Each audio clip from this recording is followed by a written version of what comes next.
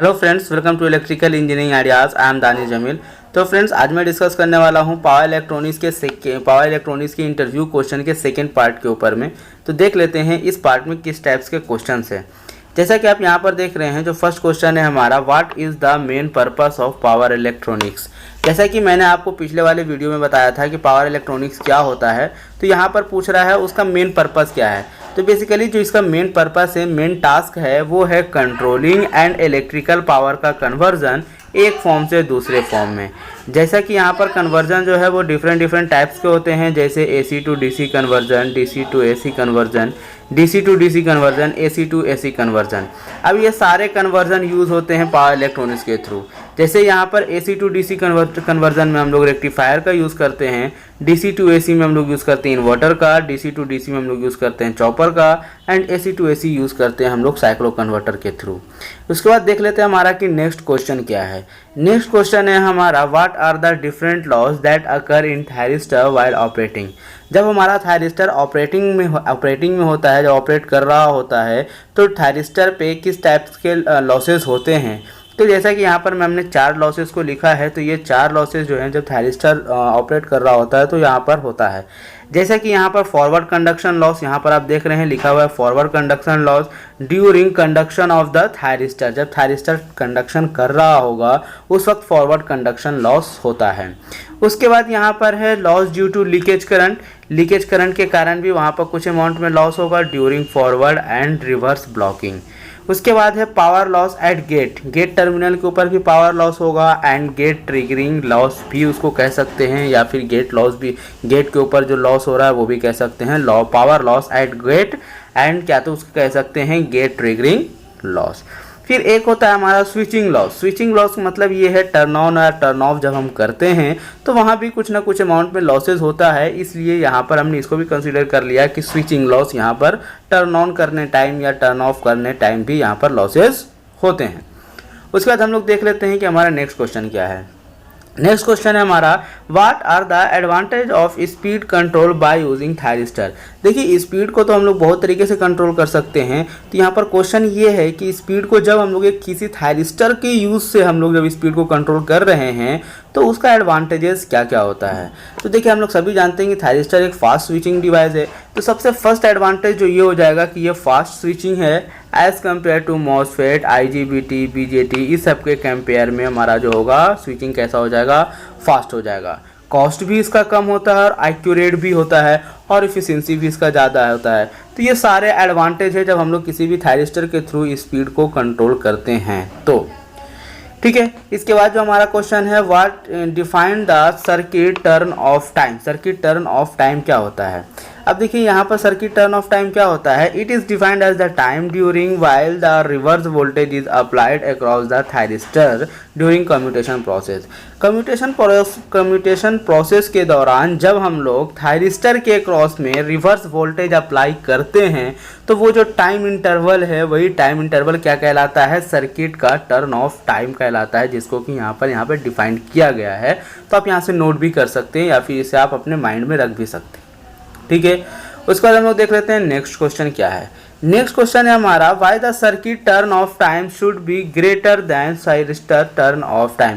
देखिए, ये एक बहुत ही इंपॉर्टेंट क्वेश्चन है कि हमारा सर्किट का टर्न ऑफ टाइम ज़्यादा क्यों होना चाहिए थायरिस्टर के टर्न ऑफ टाइम से। अब जब सपोज आप एज्यूम कर लीजिए कि थायरिस्टर का जो टर्न ऑफ टाइम है वो ज़्यादा है और सर्किट का टर्न ऑफ टाइम क्या है, कम है। तो अब यहाँ पर क्या होगा, जैसे सर्किट का टर्न ऑफ टाइम कम है और थायरिस्टर का टर्न ऑफ टाइम ज़्यादा है, तो यहाँ पर क्या होगा कि हमारा जब हम लोग कम्यूटेशन उसको करेंगे, जब उसको हम लोग टर्न ऑफ करेंगे तो वहाँ पर क्या होगा कि कम्यूटेशन के दौरान फेलियर हो जाएगा, क्योंकि इसका टर्न ऑफ टाइम कम है और उसका टर्न ऑफ टाइम, थायरिस्टर का टर्न ऑफ टाइम ज़्यादा है, जिसके वजह से क्या होगा कि हमारा सर्किट में भी फिर से टर्न ऑन हो जाए। हम तो टर्न ऑफ करना चाह रहे हैं लेकिन टर्न ऑफ टाइम कम होने की वजह से सर्किट के क्या हो जाएगा, सर्किट फिर से टर्न ऑन हो जाएगा। तो यही एक कारण है जिससे कि हमारा सर्किट का टर्न ऑफ टाइम जो है वो ज़्यादा होना चाहिए as turn off time thyristor से, ताकि हमें जो कम्यूटेशन जो है वो फेल ना हो, कम्यूटेशन प्रोसेस जो है वो हमें पूरा सक्सेस मिले। इसलिए टर्न ऑफ टाइम जो सर्किट का है वो ज़्यादा होना चाहिए टर्न ऑफ टाइम थायरिस्टर से। ठीक है, उसके बाद देख लेते हैं हमारा नेक्स्ट क्वेश्चन। नेक्स्ट क्वेश्चन है what is the chopper. Chopper से हम लोग सभी जानते हैं कि चॉपर क्या होता है। चॉपर एक ऐसा डिवाइस है जो कि क्या करता है कि फिक्स डीसी को चॉपिंग करता है। चॉपिंग इन द सेंस ये है कि चॉपिंग मतलब कि आपको फिक्स डीसी को वेरिएबल डीसी आउटपुट पे कन्वर्ट करता है ये, ठीक है। चॉपर एक ऐसा डिवाइस है जो फिक्स डीसी को वेरिएबल डीसी वोल्टेज आउटपुट पे कन्वर्ट करता है। अब इसके 2 टाइप्स होते हैं, जैसे कि स्टेप अप चॉपर है, स्टेप डाउन चॉपर है। ये सब तो आप जानते ही हैं क्या होता है, ठीक है। तो चॉपर क्या है, एक ऐसा डिवाइस है जो कि फिक्स डीसी को पल्सेटिंग डीसी या फिर वेरिएबल डीसी वोल्टेज आउटपुट में कन्वर्ट करता है। उसके बाद जो हमारा नेक्स्ट क्वेश्चन है वो है name some of the current control devices. अब देखिए यहाँ पर क्या है, ये 2 क्वेश्चन है तो छोटे, लेकिन इंटरव्यू में पूछे जाते हैं कि करंट कंट्रोल जो डिवाइस है, करंट कंट्रोल जो है डिवाइसेस एंड वोल्टेज कंट्रोल जो डिवाइस है वो उसके नाम बताएं। तो ये बहुत ही इंपॉर्टेंट मैटर है, क्योंकि यहाँ क्वेश्चंस पूछे जाते हैं इंटरव्यू में, तो ये आपको जानना चाहिए कि कौन कौन से डिवाइस करंट कंट्रोल हैं, कौन कौन से डिवाइस वोल्टेज कंट्रोल हैं। तो ये चीज़ें आपको पता होना चाहिए। जैसे कि हम यहाँ पर देख रहे हैं, फर्स्ट क्वेश्चन जो हमारा है वो है करंट कंट्रोल डिवाइस कौन कौन से हैं। करंट कंट्रोल में है SCR, GTO, GTR, ये सारे करंट कंट्रोल डिवाइस हैं, ठीक है। उसके बाद name of the voltage control device IGBT, MCT, IGCT, SIT। तो ये सारे क्या है, वोल्टेज कंट्रोल। आप इसके नाम ज़रूर याद रख लें, क्योंकि ये इंटरव्यू में पूछे जाते हैं कि वोल्टेज कंट्रोल डिवाइस कौन से हैं और करंट कंट्रोल डिवाइस कौन कौन से हैं। उसके बाद हमारा जो नेक्स्ट क्वेश्चन है, नेक्स्ट क्वेश्चन देख लेते हैं कि what is the difference between power diode and signal diode. अब यहाँ पर देखिए पावर डायोड और सिग्नल डायोड के बीच में डिफरेंस क्या है।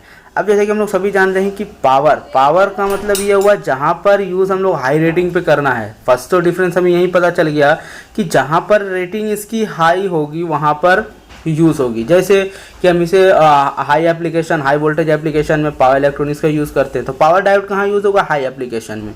इसकी साइज़ जो है वो बड़ी हो जाएगी, कॉस्ट कम हो जाएगी, ये सब तो हम लोग सभी जानते हैं कि क्या होगा।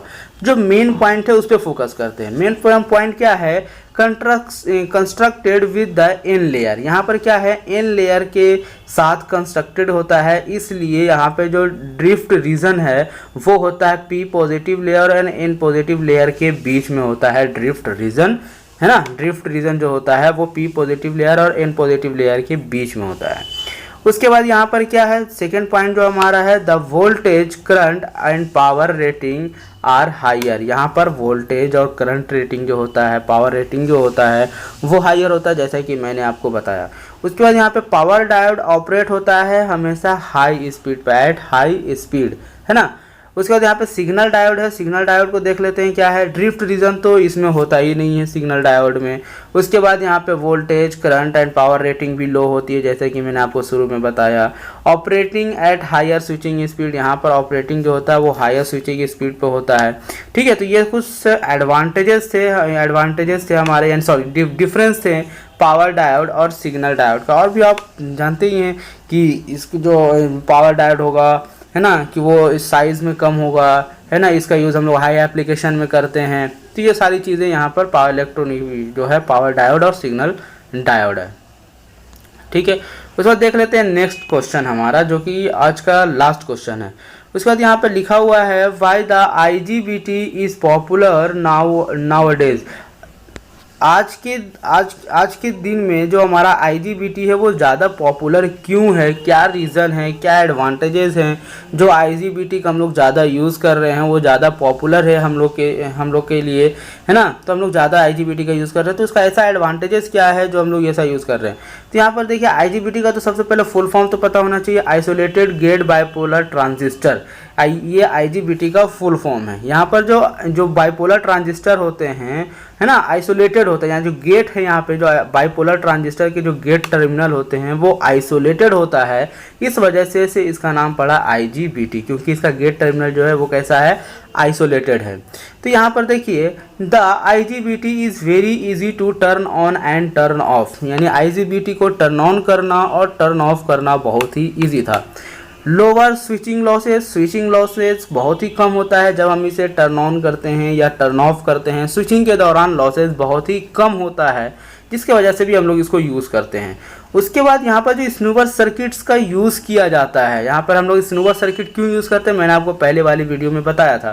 तो स्नूवर सर्किट जो यहाँ पर यूज़ होते हैं, स्नूवर सर्किट जो हैं वो स्मॉल साइज़ के स्नूवर सर्किट का यूज़ किया जाता है आईजीबीटी में। हमारे आईजीबीटी में जो कैसा है, स्मॉल साइज़ के स्नूवर सर्किट का यूज़ किया जाता है।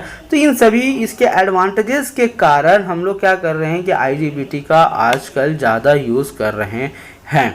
ठीक है, तो ये था हमारा लास्ट क्वेश्चन। अगर आपको वीडियो अच्छी लगी है तो वीडियो को लाइक एंड शेयर ज़रूर करें, और अगर आप चैनल पर नए हैं तो चैनल को सब्सक्राइब ज़रूर करें, और इनको जिस चीज़ की ज़रूरत है उन तक आप प्रोवाइड ज़रूर करें। Thank you so much.